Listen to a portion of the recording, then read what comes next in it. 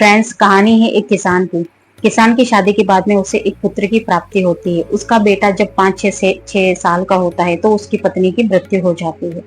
अब पत्नी की मृत्यु के बाद में रिश्तेदार उसे समझाते हैं कि दूसरी शादी कर लो बच्चे के पालन पोषण के लिए। तो वो थक हार को दूसरी शादी कर लेता है। दूसरी शादी करने के बाद उसे एक पुत्र की प्राप्ति और होती है।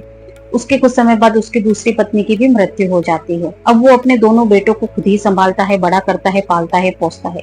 बड़े बेटे की शादी करवा देता है। उसके कुछ समय बाद उस किसान की भी मृत्यु हो जाती है।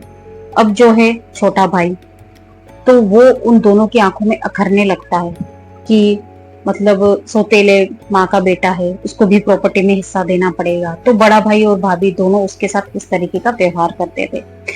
वो जो छोटा भाई एक समय बाद में बीमार रहने लगता है, और जो बड़ा भाई है उसे काफी जगह दिखाता है, वैद्य को दिखाता है, खर्चे करता है, दवाइयां दिलाता है, लेकिन कोई भी असर नहीं होता है। तो एक दिन बड़ा भाई क्या करता है कि उसी वैद्य के साथ में मिलकर उस छोटे भाई को जहर देना शुरू करता है। अब छोटा भाई जहर से धीरे धीरे उसकी भी मौत हो जाती है। और क्या होता है कि उन दोनों को भी कुछ समय बाद संतान प्राप्ति होती है। तो उसकी भी शादी होती है। शादी के कुछ समय बाद उसकी पत्नी हार्ट अटैक से उसकी भी मौत हो जाती है। अपनी पत्नी की जाने के गम में वो बड़ा दुखी रहने लगा, बहुत बीमार रहने लगा। तो दोनों माँ बाप ने देखकर बहुत परेशान हुए। बहुत जगह दिखाया, बहुत खर्चा कर दिया, बहुत कुछ किया, पूरी प्रॉपर्टी चली गई, सब कुछ चला गया, लेकिन वो ठीक नहीं हुआ। एक दिन ऐसे ही वो चारपाई पर लेटा हुआ था तो पिता उसके पास आकर बैठता है। वो अपने पिता का हाथ पकड़ता है और कहता है कि भाई, अब सारा हिसाब किताब हो गया है। अब सिर्फ कफन का और लकड़ियों का हिसाब बाकी है। तो वो कहता है कि भाई, अरे मैं तुम्हारा पिता हूँ। तो वो कहता है कि नहीं, आप मेरे बड़े भाई हैं और मैं आपका छोटा भाई हूँ। और जो मेरी पत्नी थी जिसकी हार्ट अटैक से मौत हुई, वो वही वैद्य है जिसके साथ आपने मिलकर मुझे दवाई की जगह जहर दिया था। भैया, कर्मों का हिसाब इसी जन्म में हो जाता है, इसीलिए मैं आप ही के घर दोबारा जन्म लेकर आया।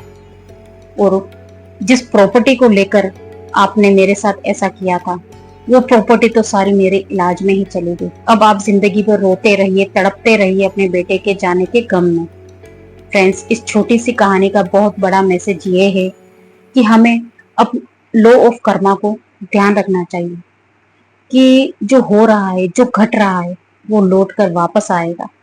इसीलिए अपने कर्म सुधारिए तो जिंदगी अपने आप सुधर जाएगी। फ्रेंड्स, कहानी अगर आपको पसंद आई हो तो वीडियो को लाइक, शेयर और चैनल को सब्सक्राइब जरूर कीजिएगा।